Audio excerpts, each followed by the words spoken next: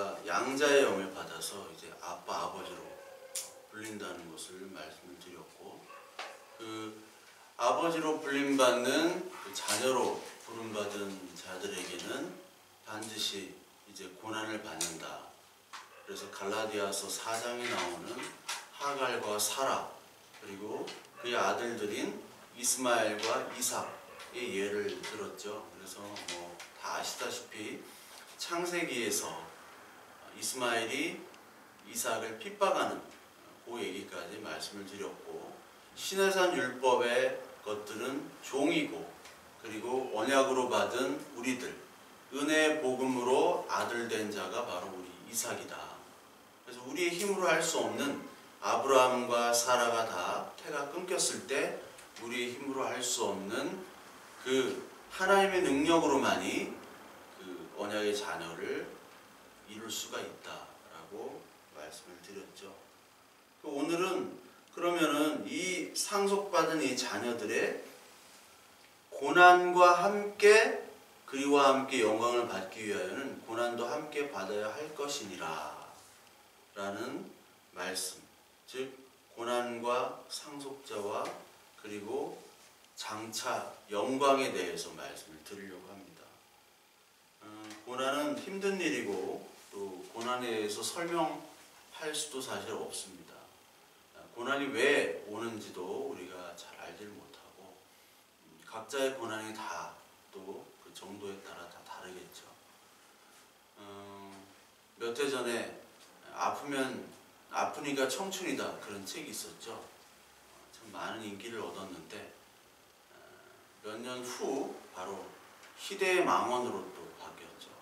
아프니까 청춘인 게 아니라 아프면 정말 아픈 건데 그거를 청춘으로 미화시켜서 또 젊은이들은 또 공부를 산 적이 있는데, 이 아픔은 우리에게 다가올 수밖에 없습니다. 그거는 그리스도를 믿는 사람이나 믿지 않는 많은 사람들이나 다 마찬가지죠. 그래서 오늘도 고난과 좌절과 낭망 속에서 살고 있는 사람들이 너무나 많습니다. 불치병이 걸렸거나 아니면 정말 사랑하는 사람을 먼저 떠나보낸, 특히 자녀를 먼저 떠나보낸 그 부모의 심정, 그리고 부모로부터 받은 학대와 그런 고통 속에서 오늘도 살고 있는 그런 자녀들도 많이 있습니다. 그리고 사업의 실패나 그리고 투자의 실패, 그리고 가장 사랑하는 사람들로부터의 배신, 낭만, 전쟁, 기근, 오늘도 많은 어려움들로 고난을 받는 사람들이 너무나 많죠. 그 고난을 해결할 수 있는 방법이 있다면 고난받는 사람들은 그것을 열심히 노력하겠지만 그 고난은 어디서부터 오는지도 우리가 잘 모르고요. 우리가 아무리 노력한다 한들 그 고난이 피할 수 없도록 우리에게 다가올 수밖에 없는 것이 인생입니다. 그래서 고난에는 피할 수 있는 길이 없어요, 사실은.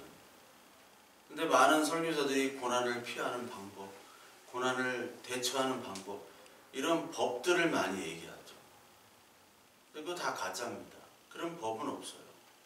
그리고 마땅히 성경에서 하나님께서 이 고난을 마땅히 주셨다고 그리스도인들에게 얘기를 하셨어요.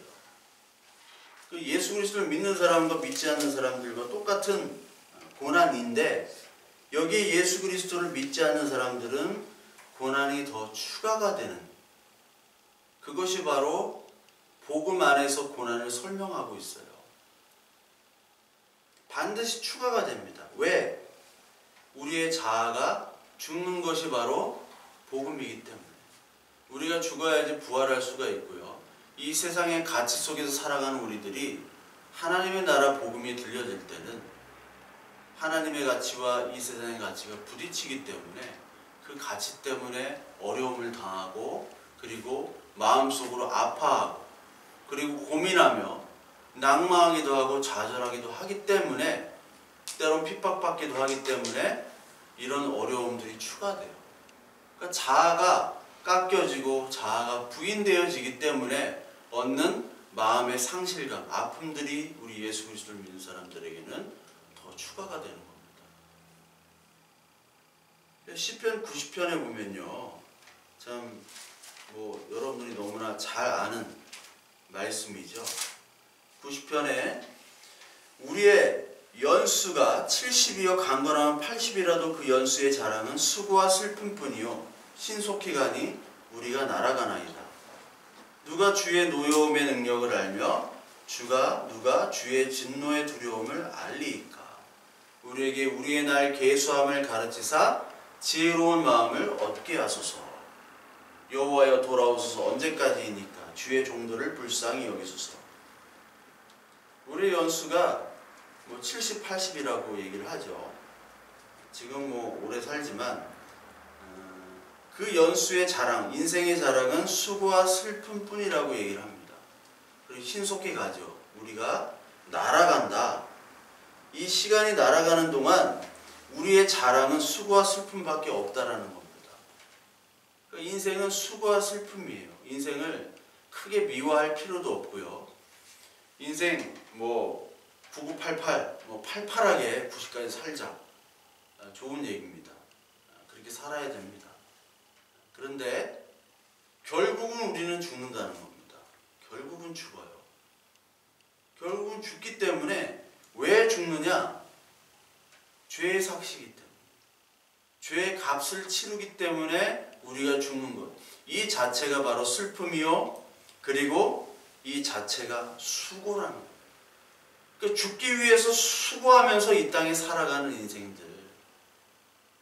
이 속에 살아가다가 우리가 복음을 경험하고 예수 그리스도를 만난 것입니다. 우리는 정말 복된 자죠. 그게 하나님의 자녀입니다. 따라서 하나님의 자녀는 하나님의 영이 우리에 들어온 거죠. 그래서 이 땅에서 그대로 살아가다가 죽어가는 존재인 줄 알았더니, 그렇게 살았더니 우리는 그냥 죽은 자였는데 예수 그리스도의 말씀이 그 성령을 통해서 깨달아지게 되면 우리의 존재가 바로 예수 그리스도의 자녀고 언약의 상속자임을 우리가 깨닫게 되는 거죠. 그러니까 예수 그리스도를 믿지 않는 사람들은 이 땅에 우리가 흔히 알고 있는 복, 그것만을 원합니다. 그런데 예수 그리스도를 만나게 되면 이게 하나님의 자녀가 된 것이 큰 축복임을 깨닫게 되는 거예요. 그거 하나로 만족하게 되는 거예요. 그래서 하나님의 영이 우리에게 말씀을 하십니다. 그래서 오늘 로마서에 나오는 성령이 친히 우리의 영과 더불어 우리가 하나님의 자녀인 것을 증언하신다. 그러니까 성령은 무슨 역할을 하느냐? 우리가 성령이 있느냐 없느냐? 너 성령 받았어? 안 받았어? 뭐 방언해? 방언하지 않아? 그 얘기가 아니라 우리가 바로 우리의 영이 있잖아요. 우리의 영이, 하나님의 영이 우리 안에 들어와서 우리의 영이 직접 말을 하는 겁니다. 아, 나는 하나님의 자녀 맞구나. 하나님의 자녀가 맞구나 라는 게 고백되어지는 거예요. 그래서 갈라디아서 1장 15절에 보면 내 어머니 태로부터 나를 택정하여 은혜로 부르셨다. 이게 바울은 내가 예전에 내 어머니의 태로부터 나를 택정하여 나를 사도로 불렀다. 나를 자녀로 불렀다. 라고 말씀하고, 또 이사야서 44장 24절에 보면 내 구속자 모태에서 조성한 여호와가 말한다. 하나님의 자녀가 되면요, 아, 내가 태어나기도 전에 하나님이 나를 택했구나. 이게 고백되어지면 세상으로부터 바보 취급을 받는 겁니다. 말이 안 되는 얘기를 하기 때문에. 에베소 1장 4절에 보면 창세전 그리스도 안에서 우리를 택하사 사랑 안에서 거룩하고 흠이 없게 하시려고 라는 말이 있습니다. 사랑 안에서라는 것은 그리스도의 십자가, 그 죽으심, 그 예수 그리스도의 사랑을 얘기하는 거죠. 그 예수 그리스도 안에서 우리를 거룩하고 흠이 없게 하려고 우리를 창세전에 택정하셨다라는 거예요. 예정하셨다라는 거예요. 로마서 9장 11절에 보면 자식들이 아직 나지도 아니하고 무슨 선이나 악을 행하지 아니한 때에 택하심을 따라 되는 하나님의 뜻이 행위로 말미암지 않고 오직 부르시는 이로 말미암아 서게 하려 하사. 이 얘기가 있죠. 아직 우리가 태어나기도 전에 어떤 악을 행하거나 선을 행하기도 전에 하나님께서 우리를 부르셨다라고 얘기해요. 우리의 행위대로 부르신 것이 아니라 하나님의 뜻대로 부르셨다는 겁니다. 하나님의 자녀가 된 자들은 나의 행위와 나의 조건을 내세울 수가 없는 겁니다. 그게 하나님의 자녀의 조건이에요. 왜냐하면 하나님은 하나님의 자녀를 하나님의 마음, 그 마음 임의대로 하나님이 택하기 때문에 그렇죠. 그래서 우리의 자랑거리는 아무것도 없습니다. 그 무화과 나뭇잎을 예수님이 저주하셨다고 했잖아요. 무화과 나뭇잎을 저주할 때 무화과 나무라는 것은 창세기에 나오는 그 무화과 나뭇잎으로 우리의 몸을 가린 그 무화과 나무죠. 이것은 바로 인간의 노력과 율법을 얘기하는 것이고, 인간의 노력과 율법으로는 무성한 잎만 있지만 열매는 맺지 못한다. 그래서 이것은 저주를 받아야 마땅한 것이고, 내가 무화과 나무 대신 가죽옷을 입혀주는 그 생명의 구원자로 나가왔다 라는 것을 얘기하시는 겁니다. 그래서 8장 15절에 이 율법의 종교를 섬기는 사람들은 양자의 영을 받지 못하는 무서워하는 종의 영을 가진 자라고 얘기를 드렸죠. 그 무화과 나뭇잎만 무성한 사람들, 잎만 무성히 여기고 열매는 맺지 못하는, 그러니까 잎만 무성히 여긴다는 것은 말씀드렸듯이 종교적인 행위를 얘기하죠. 종교적인 행위만 열심히 하지 하나님의 말씀이 무엇인지를 알지 못하고 그 뜻이 무엇인지를 알지 못하고 예수 그리스도를 죽인 이들, 그리고 종교를 믿는 모든 사람들, 자기를 구상하는 모든 사람들은 바로 저주를 받는 종의 영, 무서워하는 종의 영이라는 거죠. 그러니까 모든 종교는 무서워하기 때문에 섬기는 거죠. 그걸로 공포를 얻게 하고 그걸로 남에게 공포를 주기도 하고, 교회에서 막 저주를 선포하고 절에서 저주 선포하고 또 축복했다가 저주 선포하는 그런 종교인들이 있죠. 그런 사람들은 다 종의 영에 매인 사람들이고, 그것들을 듣고 또 실천하는 사람들 역시 종의 영, 즉 이 땅의 영, 이 땅의 귀신에 매인 자들입니다. 그래서 예수 그리스도는 귀신을 물리치고 귀신을 멸하러 오셨다라고 얘기하시죠. 귀신을 요한일서에 멸하러 오셨다. 그래서 귀신을 들린 자들을 고치시고 귀신에 들려서 하나님의 말씀을 듣지 못하는 사람들을 구해주신 거예요. 그러니까 하나님 아버지를 아빠라고 부를 수 있는 것. 아빠 이거 해줘. 당장 해줘.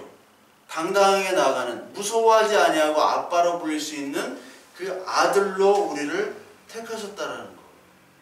그러니까 이 아들로 고백한다는 것은 이 세상을 모두 만드시고 구원하시는 그 존재를 아빠라고 언제 어디서나 부를 수 있는, 당당히 요구할 수 있는 아들로서 우리를 부르셨다는 것은 얼마나 큰 축복입니까?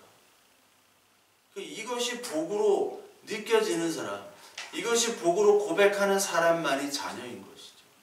그리고 그 자녀만이 예배를 할 수 있는 겁니다. 그 자녀가 아닌 자들, 종으로 살고 종교생활을 하는 사람들은 예배를 드릴 수가 없어요. 그러니까 너는 내 아들이 됐으니까 이제 땅의 법에 머무르지 말고 은혜의 법으로 오라는 겁니다. 나라가 바뀐 거예요. 이 땅 나라가 아니라 은혜의 법으로 바뀐 거예요. 로마 가면 로마 법을 따르고, 미국 가면 미국 법을 따르고, 우리나라에 오면 우리나라의 법을 따라야죠. 하나님의 자녀가 된 사람은 하나님의 법, 하나님 나라의 법을 따라야 되는데 땅의 법을 따르지 말란 얘기죠. 땅의 법을 따르고 있으니까 하나님께서 그 아들을 끄집어내신 겁니다. 은혜의 나라로. 은혜의 나라로 끄집어내면 이제 우리가 자녀가 되는 것이고, 우리가 원치 않는 곳으로 띠띠워서 가는 거예요. 베드로처럼. 그래서 갈라디아서 2장 20절에 나오는 것처럼 우리의 정과 욕심을 못 박았다는 것. 그리고 이제 내가 사는 것이 아니라 내 안에 그리스도께서 사는 것이라. 그러니까 내 마음대로 내가 주인 돼서 행하는 것이 아니라 이제 아빠의 뜻대로, 아빠가 이제 유산을 주고 상속을 주니까 그거 상속을 받으려면 아빠 뜻대로 살아가야 돼요. 아버지. 그 아빠의 뜻을 그대로 이어받는 자들이 바로 하나님의 자녀들이죠. 그러니까 이제 내 뜻이 포기되어지니까 그만큼 더 아픈 겁니다. 그리스도인들은 내 뜻이 포기되어지니까 이 세상 사람보다 더 아픈 거예요. 이 세상에 똑같은 고통을 얻고 질병과 그리고 마음의 고통, 여러 가지 우리 고통과 고난이 오잖아요. 똑같습니다. 예수 그리스도를 믿는다고 그것이 감해지고 그것이 뭐 다 해결되고 그런 것이 아니에요. 똑같이 하나님께서 그냥 내버려 두세요. 고통과 고난을 겪게 하세요. 근데 거기에 하나가 더 뭐냐면 내가 나를 이 땅에서 증명하고 내 것을 자랑할 수 있게 하는 내 무언가가 다 있죠. 누구나 하나씩은 다 히든 카드가 있어요. 아무리 정말 이상한 사람이라 할지라도 다 하나씩은 있습니다. 근데 그것조차도 하나님 앞에서는 부인되어지는, 그래서 이 세상 누구에게도 자랑할 수 없게 되는 그 아픔을 하나님께서 주시는 거예요. 그 상실감. 그래서 예수님께서도 마찬가지입니다. 예수님께서 그냥 와가지고 자기 뜻대로 살아가도 되는데 예수님은 하나님의 뜻을 행하러 오신 분이죠. 그래서 예수님이 하나님의 아들임의 음성을 듣습니다. 여기 나오는 것처럼 우리도 하나님의 아들이면 하나님의 자녀된 것을 성령을 통해서 음성을 듣잖아요. 그것이 복이잖아요. 근데 예수님께서도 하나님의 자녀, 하나님의 자녀된 것을 보여주세요.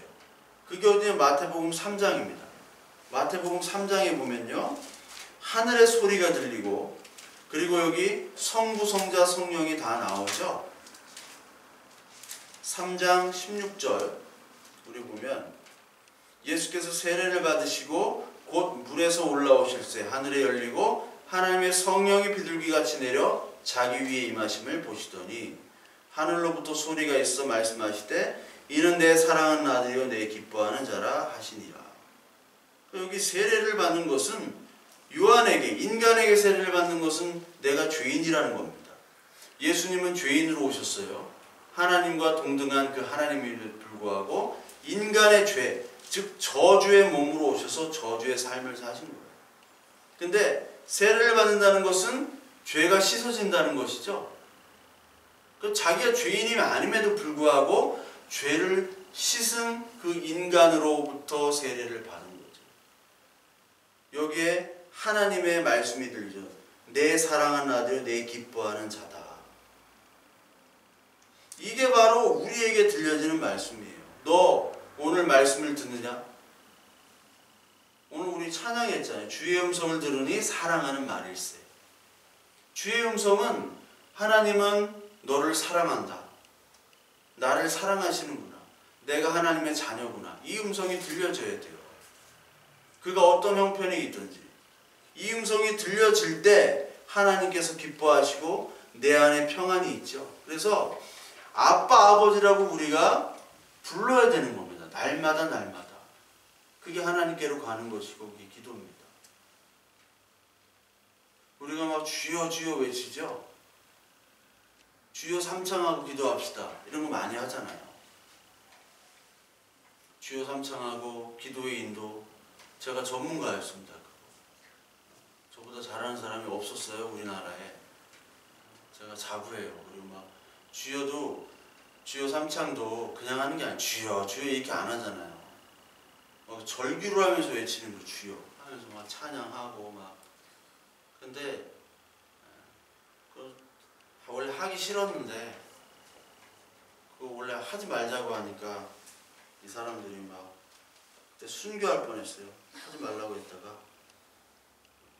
헌금 이름이나 뭐 제목도 안 읽어, 뭐 아무것도 안 해, 주여 삼창도 안 해. 그러니까 요단강 건널 뻔했어요. 그 사람들한테. 그러니까 그 사람들은 주여 주여가 뭐냐면 하나님의 자녀가 아니라 그냥 내 종이 되달라는 거예요. 하나님 당신이 내 뜻대로 할 수 있는 내 종이 되게 하여 주옵소서. 지가 종인지 하나님이 주인인지, 하나님이 종인지 지가 주인인지도 모르고 막 외치는 거예요. 그러니까 주여 주여 하는 자마다 다 하나님의 자녀가 아니에요.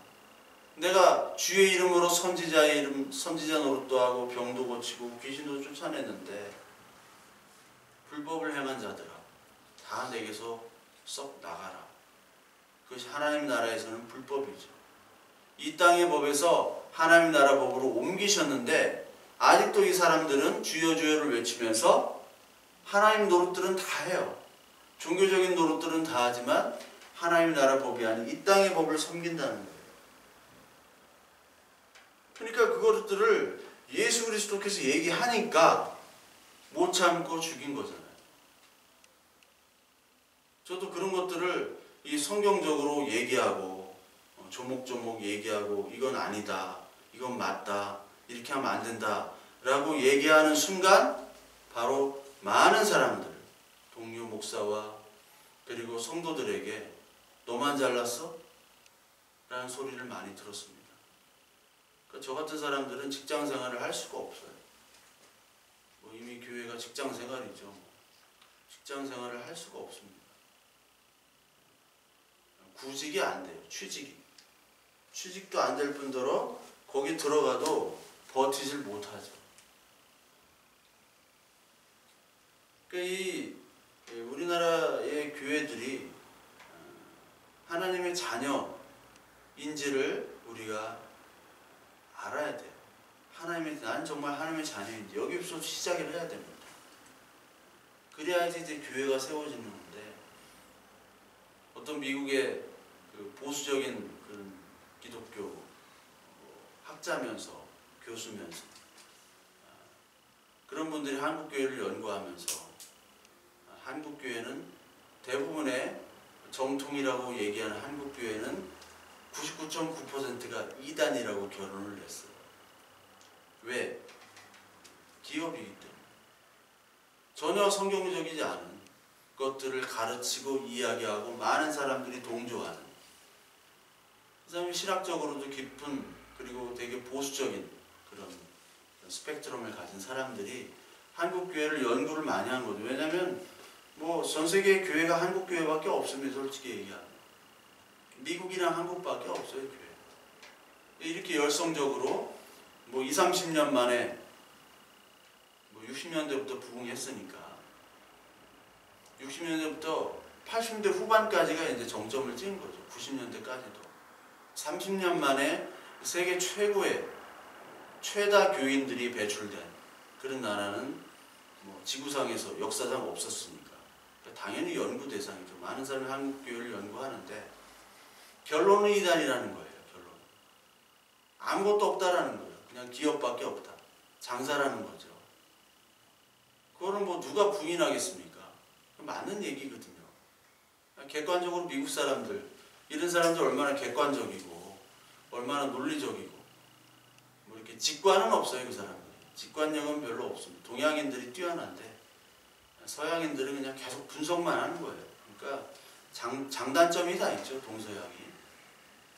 그러니까 그 사람들이 정확히 본 거예요. 다 이단이래요. 다 이단. 이건 기독교가 아니라고 결론을 내린 거예요.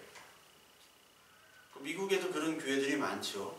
미국에도 물론 그런 크게 부흥하는 기업형 교회들이 많이 있습니다.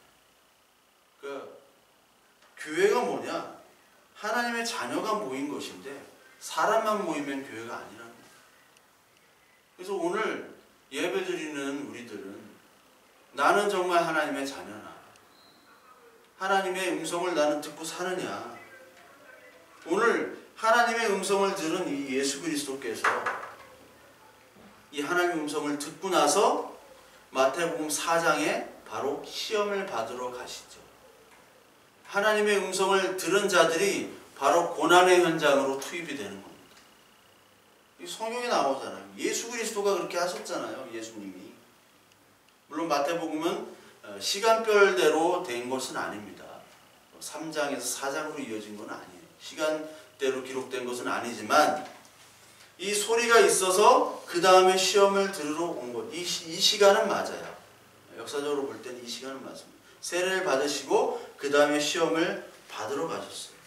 아니, 하나님의 아들로 삼았으면 그 자를 왕으로 섬기고 왕으로 높임받고 모든 사람이 우러러볼 수 있도록, 그래야지 전도가 잘 되고요.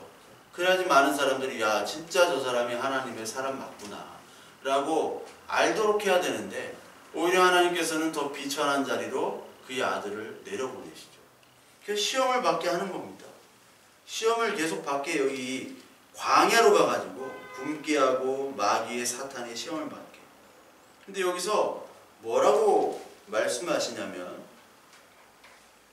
그 시험을 받은 후에 이제 예수 그리스도께서 나사렛을 떠나 스불론과 납달리 지경 해변에 있는 가버나움에 가서 사시니 이는 선지자 이사야를 통하여 하신 말씀을 이루려 하심이라.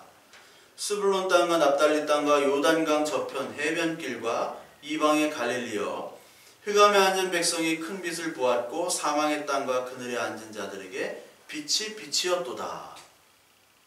이때부터 예수께서 비로소 전파하여 이르시되 회개하라 천국이 가까워 왔느니라 하시더라. 이거를 이제 선포하시는 겁니다. 내가 이제 자녀가 되고 고난을 받은 후에 결국은 이 모든 과정들이 빛을 선포하러 오신 것이죠. 빛. 그러면서 회개하라 천국이 가까워 왔느니라.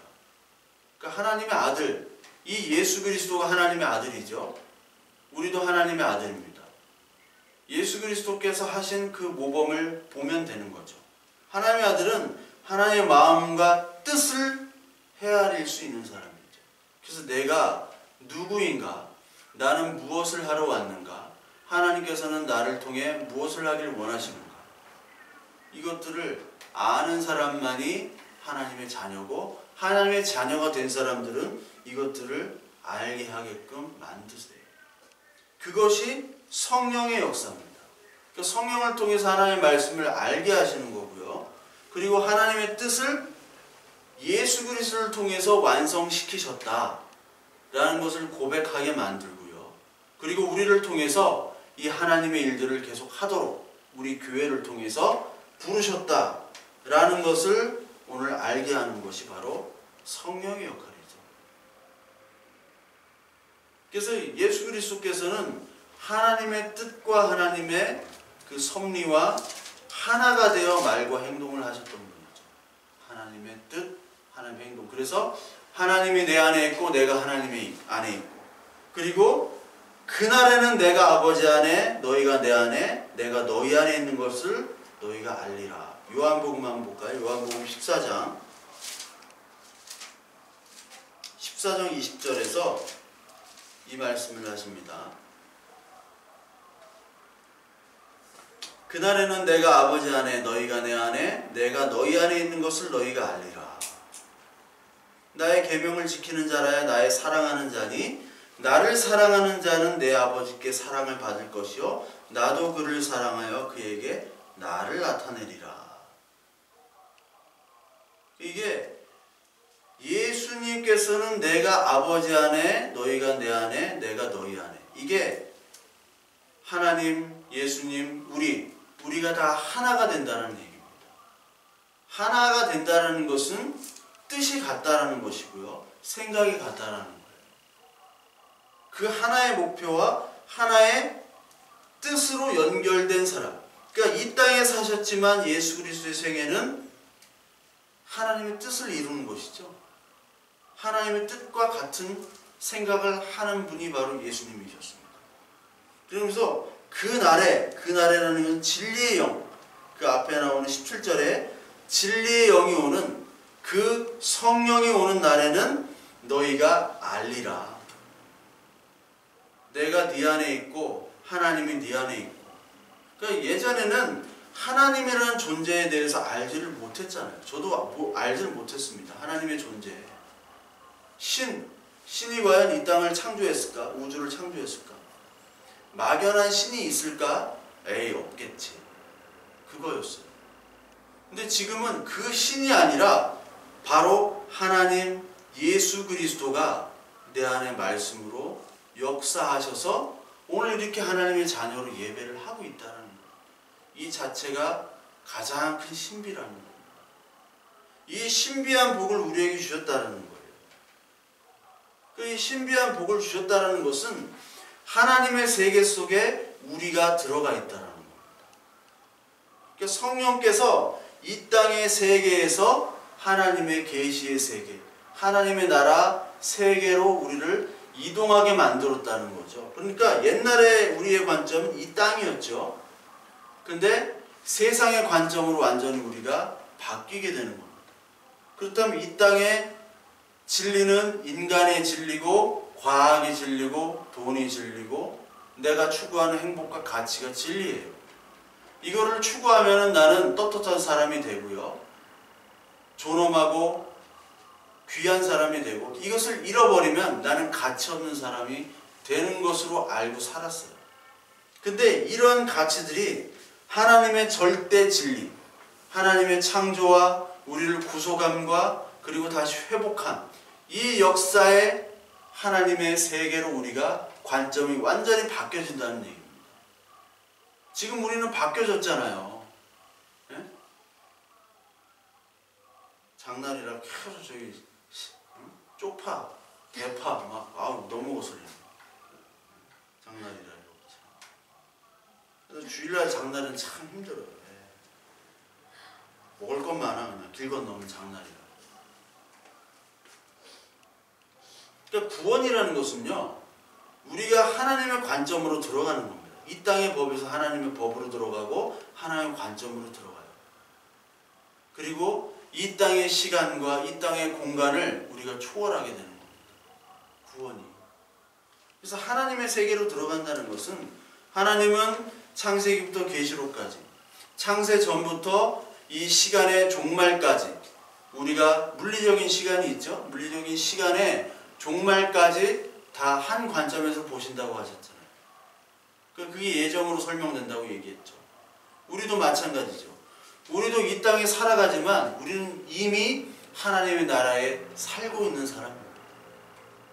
창세 전부터, 우리가 태어나기 전부터 하나님께서 택정하셨다, 이것을 믿고 보는 사람이잖아요. 그러니까 성령께서 우리가 시간과 공간을 초월하는, 우리가 결핍된 이런 존재인데 시간과 공간을 초월하는 존재로 살게 만들어주시는 분이 바로 하나님의 나라 성령이라는 거예요. 그러니까 인간의 수도 마지막 과제는 시간과 공간의 극복이죠. 아인슈타인 이후로 시간과 공간은 이제 절대적이지 않고 상대적인 시간이 됐어요. 상대적인 시간과 공간입니다.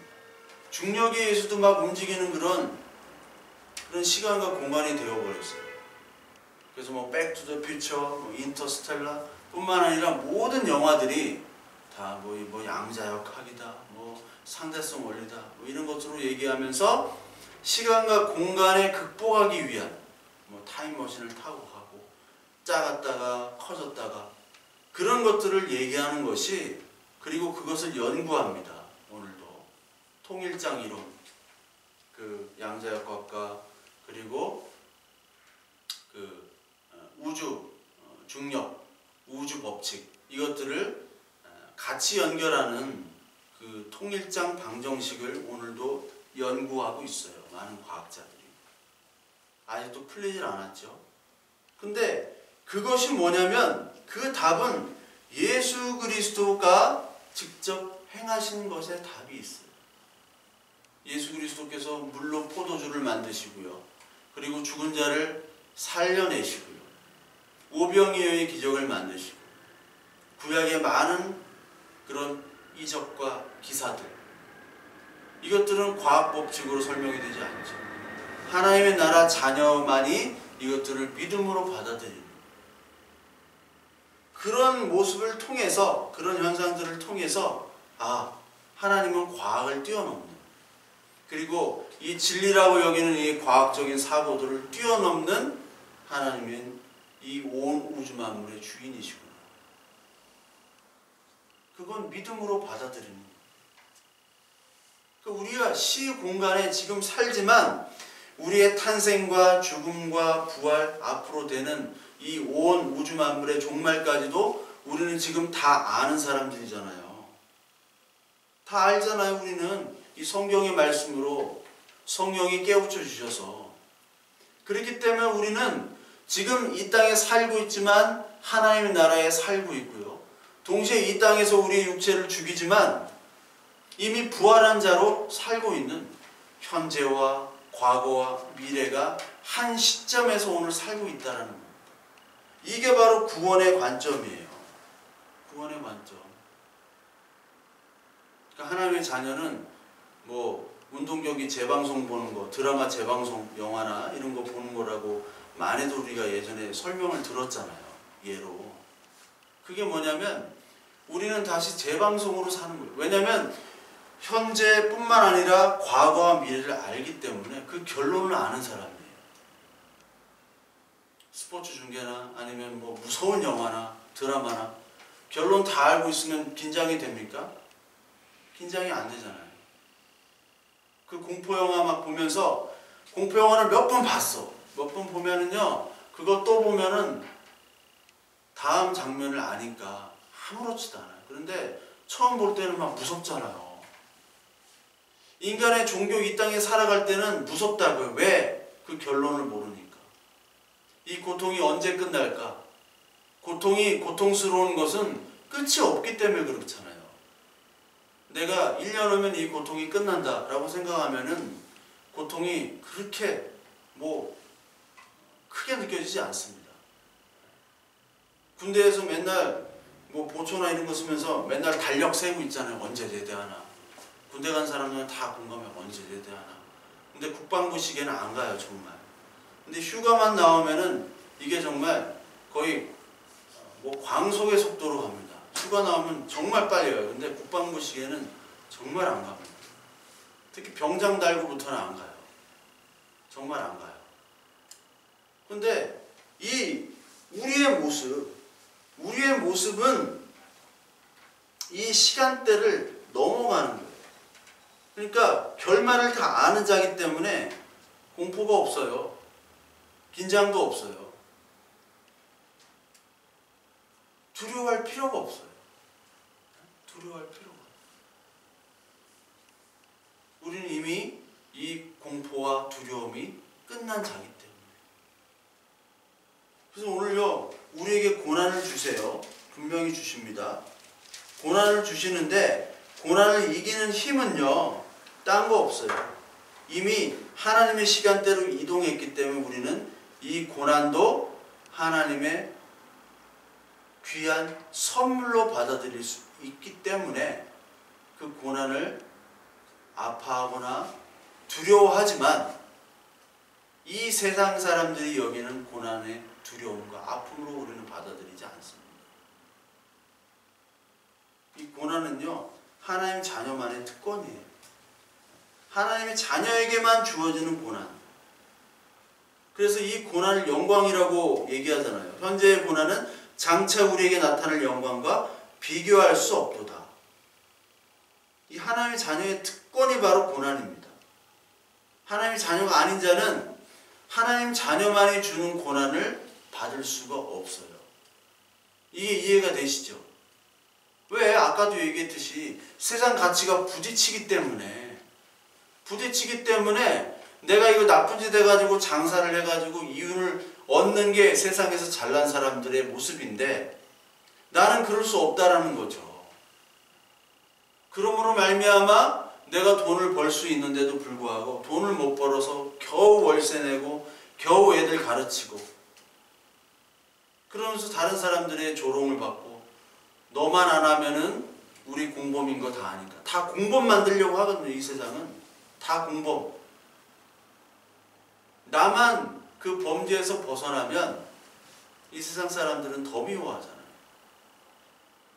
거기서 받는 핍박과 조롱들, 이것들을 예수 그리스도의 자녀이기 때문에 당연히 겪어야 되는 거예요. 이 세상 고난뿐만 아니라. 그 디모데후서 3장 12절에 보면 무릇 경건하게 살고자 하는 자 박해를 받는다고 얘기했어요. 여기서 말하는 경건이라는 것은 세상이 얘기하는 그런 경건 이런 게 아니에요. 뭐 거룩하고 막 착하고 이런 게 아니라 하나님이 말씀하시는 경건은 하나님의 은혜의 법으로 살아가는 거예요. 은혜의 법. 은혜의 법. 도덕적인 법이 아니라 하나님의 나라 은혜법으로 살아가는 거예요. 물론 여기는 인간의 보편적인 도덕도 물론 포함을 됩니다. 포함이 되지만 은혜의 법은 그거와 많이 다르죠. 그거를 포함하지만 더 큰 범위에서의 은혜의 법. 그 은혜의 법을 알려면 여러분 예수 그리스도의 복음서를 보시면 그냥 느껴져요. 아, 이게 은혜구나. 인간을 만들어 놓은 율법들을 예수님은 다 깨시면서 그의 사랑을 증거를 하셨어요. 그 인간의 도덕보다 가장 큰 거는 그 사람을 살리는 일이잖아요. 그렇죠? 여러분 도덕과 법이 사람을 살린다고 생각하십니까? 사람 못 살려요. 죽은 사람을 어떻게 살립니까? 못 살립니다. 오늘도 정말 무서운 범죄 때문에 피해받고 고통받고 전쟁과 기근으로 사랑하는 사람을 잃은 자, 이런 사람들을 뭐 보상해 준다고 뭐 법적으로 뭐 처리해 준다고 그 아픔이 사라질까요? 안 그래요. 자기 자녀를 죽인 자를 죽인다고 해서 그게 다 고통이 사라질까요? 그렇지 않습니다. 법적으로는 아무리 해도 그 인간의 하나님의 형상으로 만들어진 인간을 고칠 수가 없어요. 은혜의 법은요, 예수 그리스도께서 그 가늠한 여인을 다루시는 방법, 뭐 말 안 해도 알겠죠. 그리고 배고파서, 그리고 오늘 안식일인데 고칠 수 없는데 이 아들이 죽어가는 이 사람들, 병자들, 그 사람들을 사랑으로 고치잖아요. 율법을 다 깨가면서. 그게 은혜의 법입니다. 은혜는 사랑과 생명이 있는 거예요. 근데 율법은 종이기 때문에 생명을 절대로 살리지 못해요. 그러니까 우리의 고난 속에서 고난을 이겨낸 힘은 이 은혜의 시간대로 이동하는 거예요. 하나님의 인도, 하나님의 사랑. 그러니까 알파와 오메가가 되신 예수님. 처음부터 끝이잖아요. 시작과 끝. 이 시작과 끝을 다 아는 분이기 때문에 이 고난과 아픔과 이 슬픔도 하나님 이제 곧 끝나는군요. 아니 지금 하나님께서 역사하시기 때문에 아 끝났군요. 이게 믿음으로 받아들일 때만이 이게 생명이 되는 겁니다. 그거는 성령을 통해서 이 말씀을 깨닫고 성령의 은혜, 이게 성령을 받은 거예요. 뭐 성령을 받았다, 뭐 신학적으로 막 설명해가지고 뭐 소중회심 뭐 그런 거 있어요. 우리 막 신학교 때 막 외웠어. 그거 순서 바꿔서 하면 막 다 틀렸다고 하고. 그게 어떻게 순서가 딱 맞습니까? 인간의 논리지 그게. 교리를 물론 배워야 되지만 교리가 다가 아닌 거예요. 제가 이 개혁신학을 배웠기 때문에 개혁신학이 참 좋아요. 개혁신학이 맞습니다. 근데 개혁신학의 단점이 뭐냐? 하나님의 말씀이 아니라 칼빈이 하나님이 되어버려요. 칼빈의 기독교 강요, 칼빈의 교리, 이것으로 성경을 해석하는 게 참 안타까워요. 그것도 맞지만 하나님의 말씀이 더 우위해야 되잖아요. 성경보다 칼빈이 우선이야.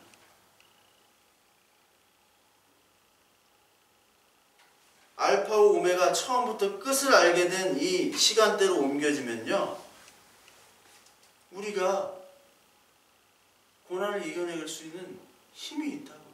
힘이 생긴다고요. 요셉을 보면 요셉이 창세기에 감옥에 있으면서도 불구하고 하나님이 그와 함께 했기 때문에 형통했다라고 얘기합니다. 그 어불성설이라고 합니다. 이걸. 형통한데 감옥에 있어요. 그럼 감옥에 있는 사람들은 다 형통한 겁니까? 아니죠. 너 사형수야. 야 진짜 형통하다. 너 무기징역. 야 진짜 형통하네. 아 너 사형수 네가 부러워. 언제 죽을지 모르는 사형수 형통하다. 이게 아니잖아요. 감옥에 있지만 처음과 끝을 알게 된 자가 바로 요셉이에요. 요셉은 처음에 자기의 단에 그 형제들의 단이 절하는 것을 보고 그것을 자랑했죠. 그 정도 수준이에요. 하나님께서 그림으로 보여주셨습니다. 그렇게. 근데 이 요셉이 고난을 겪으면서부터 이 요셉은 비전의 사람이 돼요.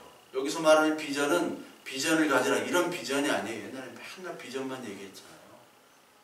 비전을 가지고 뭐 이미지 트레이닝을 해가지고 하나님의 은혜를 거기에 가입하면 네가 정말 잘 된다. 네 안에 있는 그 잠재력을 끌어내라. 그런 비전이 아닙니다. 그따위로 설교를 하니까 이 모양 이 꼴이 된 거예요. 무슨 비전이 있어요. 감옥에 있는데. 지금 같은 밤 나오는 그런 감옥이 아니잖아요. 옛날에 감옥이. 12년간 거기 썩었다고요. 그 감옥에 있으면서 요셉이 바뀌어집니다. 창세기를 잘 읽어보세요. 요셉이 꿈을 해석하게 되죠. 꿈을. 자기가 고난 속에서 형통한 거 잘 몰랐어요. 그런데 이 요셉이 바뀐 것은 하나님이 나와 함께 있구나를 깨닫게 되는 거예요. 어떤 걸로? 꿈을 해석하게 되죠. 그래서 나중에 바로의 꿈을 해석하게 되죠. 물론 그 앞에 술 맡은 관원장 그 해석을 하지만 풀려나지 않죠. 근데 요셉이 바로의 꿈을 해석하고 바로가 뭐라고 얘기냐면 네 안에 하나님의 영이 있다라고 얘기해요. 어떻게 이런 사람이 있느냐 이렇게 얘기를 하면서 요셉이 또 얘기하면 이거는 내가 하는 것이 아니라 하나님이 영으로 내가 말하는 겁니다. 창세기 43장에 나옵니다. 그걸 얘기해요. 그러니까 내가 꿈이 아니라 이것은 하나님이 하시는 거다. 즉 계시가 나에게 임한 거죠. 희미한 계시에서 이제 정확한 하나님의 뜻을 아는 자로 오는 거예요.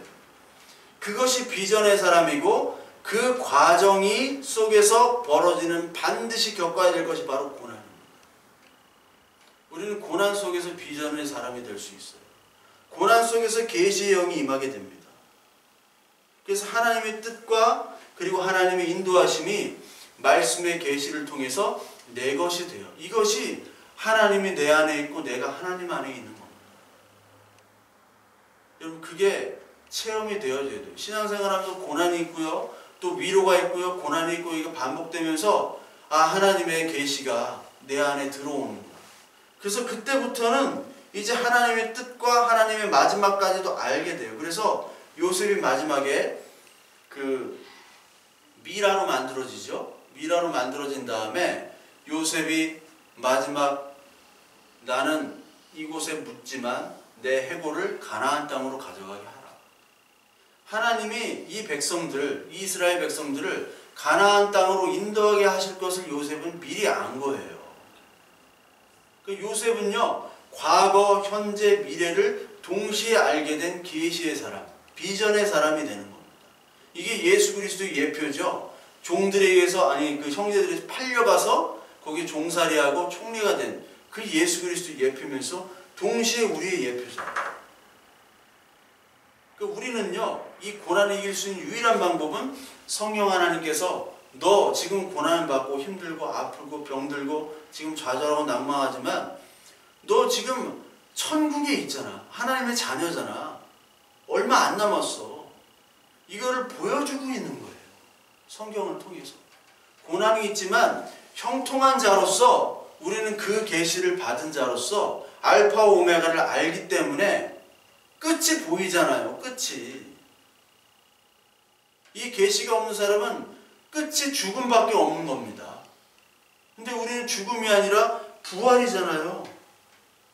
이 부활과 이 죽음과 그리고 이 온 하나님의 자녀들이 어떻게 이루어지는 것을 하나님의 성령으로 알게 된 이 비전의 사람을 바로 자녀라고 하는 거고요. 이렇게 알게 되게 된 것이 바로 회개하라 천국이 가까워 왔느니라예요. 회개라는 게 뭐예요? 마음이 바뀐다는 겁니다. 메타노이아, 마음이 뒤집어진다. 위가 아래가 되고 아래가 위가 된다고 말씀드렸잖아요.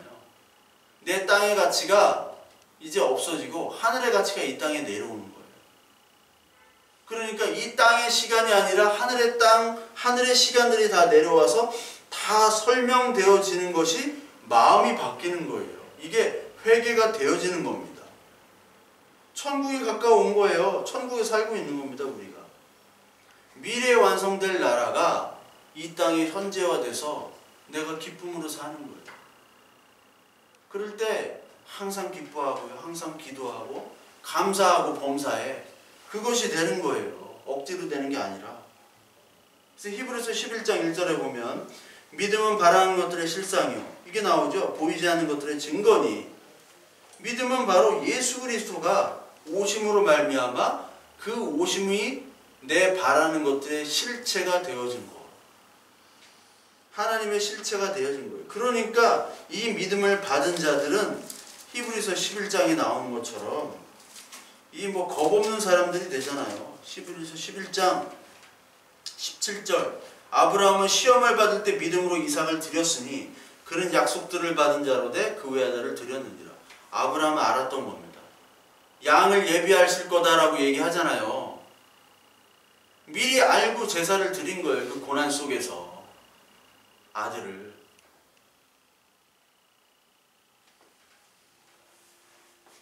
그리고 22절 믿음으로 요셉은 임종시에 이스라엘 자손들이 떠날 것을 말하고 또 자기 뼈를 위하여 명하였으며 아까 얘기한 거죠.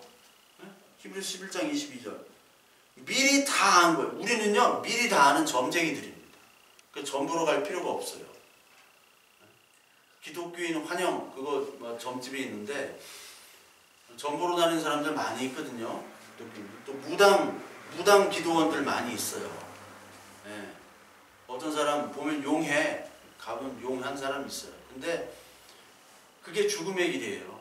우린 뭐 다 아는데 어차피 죽을 건데 뭐 점보러 가요. 점보러 갈 필요가 없어요. 알 필요도 없어요. 내 미래가 어떻게 될지. 지금 사는 거 보면 똑같아. 네. 똑같아요. 뭐 우리가 더 부자가 될 수도 없고 뭐 똑같은데 그게 형통이라니까요. 부자가 돼서 뭐 큰 부자 되면 뭐 어떡하려고요. 그냥 감당하겠어요. 우리가 한 100억 생긴다고 생각해 보세요. 그게 바로 저주가 되는 거죠. 하나님의 나라 탈락이 돼버려요. 배워 가지고 뭐 할 거예요. 그동안 못했던 우리의 죄들을 다 짓는데 사용할 건데. 24절 11장 24절 29절 보면 믿음으로 모세는 장성하여 바로의 공주라 아들의 칭함받기를 거절하고 도리어 하나의 백성과 함께 고난받기를 잠시 죄악의 낙을 누리는 것보다 좋아하고 이게 있잖아요. 그리스도를 위하여 받는 수모를 애굽의 모든 보호보다 더 큰 재물로 여겼으니 이는 상주심을 바라봅니다. 이게 고난을 받지만 이 수모를 받지만 하나님이 이미 상주심을 알고 믿고 바라보고 이 현실 속에서 그것을 바라보면서 이 현실에서 그것을 즐기는 거예요. 지금 해병대 캠프 가면 뭐 피할 수 없으면 즐겨라. 안 즐겨지더라. 네, 그건 뭐 다 하는 소리고 뭐 악으로 깡으로 맨날 막 얼차릴 때 악으로 깡으로 막 쪼그리뜨기 2000번 쪼그리뜨기 그 철모 왔다 갔다 하면서 2000번 하면요 사람 죽어요. 설마 2000번 시키겠어요? 2000번 시키더라고. 2000번은 한 4, 50분 걸릴 거예요. 3, 40분 걸리나 쪼그리뜨기만. 다음날 걸어 다닐 수가 없습니다. 그래서 또 훈련을 해요. 훈련하다 보면 또 걷고 그래요. 근데 이 고난 속에서 우리가 하나님의 자녀가 되어지는 거예요. 고난 속에서 비전을 보는 겁니다. 고난 속에서 내가 하나님의 자녀임을 확신하게 되는 거예요. 믿음을 우리에게 가입시켜 주세요. 그래서 36절부터 40절까지 이거 뭐 너무 잘하네요. 또 어떤 이들은 조롱과 채찍질뿐 아니라 결박과 옷에 갇히는 시련도 받았으며 돌로 치는 것과 톱으로 켜는 것과 시험과 칼로 죽임을 당하고 양과 염소의 가죽을 입고 유리하여 궁핍과 환난과 학대를 받았으니 이런 사람은 세상이 감당치 못하느니라. 세상이 감당치 못하는 사람이잖아요. 세상이 감당치 못하는 사람이 되기 때문에 이 세상이 감당치 못하는 사람은 이 인간을 의지하지 않고 오직 하나님만을 의지해요. 다 죽어갈 때도 하나님만을 의지해요. 그러다 죽어도 되는 거예요. 죽어도 우리는 사니까. 죽어도 살아요. 우리는 뭐 죽음이 크게 두렵지 않잖아요. 예수 그리스도를 믿는 자는. 물론 되게 두려운데 그 죽음이 그냥 안 믿을 때, 우리가 모를 때 그런 죽음과는 전혀 다른 거예요. 전혀 다른 겁니다. 언제 우리에게 죽음이 다가올지 모르잖아요. 유상철 감독 췌장암 4기.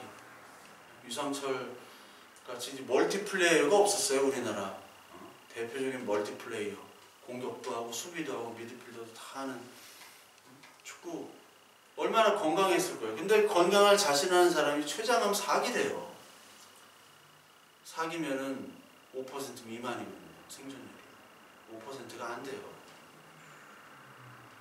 1%나 될까? 얼마 못 사는. 정말 가망이 없는데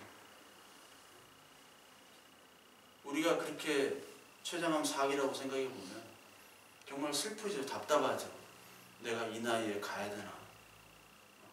처자식 남겨놓고 가야 되나? 근데 우리에게 다가오는 죽음은 그 죽음이 아닙니다. 우리에게 다가오는 죽음은 이제 주님을 볼 수 있구나. 이제 나의 이 땅에서 완성된 그 하나님의 나라가 무엇인지를 실체로 보는 거예요. 욥이 귀로만 들었던 그 하나님을 눈으로 봤잖아요. 우리가 눈으로 보는 겁니다. 그리고 거기서 사는 거예요. 또 이 땅에 살았듯이 또 사는 겁니다. 그러니까 그게 얼마나 큰 축복이에요. 하나님만을 의지하도록 이 고난을 우리에게 주시면서 고난 속에서 하나님의 말씀을 분명하게 알도록 깨닫게 해주시는, 그게 고난의 역할입니다. 그게 아들이 되도록 거룩하게 흠이 없게 하도록 고난이 아주 귀하게 쓰이는 거예요. 그 고난은 예수 그리스도를 믿는 자들에게만 있는 영광의 훈장입니다. 영광이라는 십자가를 얘기하잖아요. 예수 그리스도 십자가만 영광인데 그 십자가의 길로 가게 하기 위한 고난, 그 고난은 하나님의 십자가의 길, 즉 하나님과 동일한 시간과 공간대로 가기 위한 하나님의 나라로 가도록 하는 그 축복의 길이에요. 고린도후서 1장 4절부터 11절에 보면 환난이 있지만 위로도 같이 주신다고 얘기해요. 나에겐 지금 환난이 사형 선고받은 것 같은 그런 환난이 있다고 지금 바울이 얘기를 하면서 9절, 우리는 지금 사형 선고를 받은 줄 알았으니 이는 우리로 자기를 의지하지 말고 오직 죽은 자를 다시 살리시는 하나님만 의지하게 하심이라. 이 고난이 올수록 사형 선고를 받았는 그 심정이 있는 그 상태에서 이 바울은 오직 하나님만을 더 의지하도록 우리에게 이렇게 사형 선고 같은 고난을 주셨구나. 그 고난은요 너무나 좋은 거고, 특히 예수 그리스도를 믿는 자들에게만 얻는 이 고난은 하나님을 바라보게 하는, 계시의 영을 뜨게 하는 그런 고난입니다. 이게 오늘 저와 여러분들이 믿어지시고, 그리고 고난 속에서 이 말씀이 믿어지신다면 좀 하나님께 감사하며 기뻐하시고, 거기에 정말 하나님께 감사기도, 그리고 하나님께 예배할 때마다 하나님 정말 하나님의 자녀로 이렇게 고난을 주시면 정말 감사합니다. 억지로가 감사가 아니라, 억지로 내가 감사한 것처럼 하나님의 자녀처럼, 이게 아니라 이 고난 중에서 주시는 하나님의 은혜에 우리는 감사할 수밖에 없고 기뻐할 수밖에 없습니다. 저와 여러분들이 어떠한 고난에 또 역경에 다 형편이 다르지만 그 속에서 하나님의 비전, 하나님의 뜻, 이것들이 말씀 안에서 발견될 줄 믿습니다. 하나님의 자녀는 다 그것들이 경험돼요. 하나님, 나는 아직까지 모르겠습니다.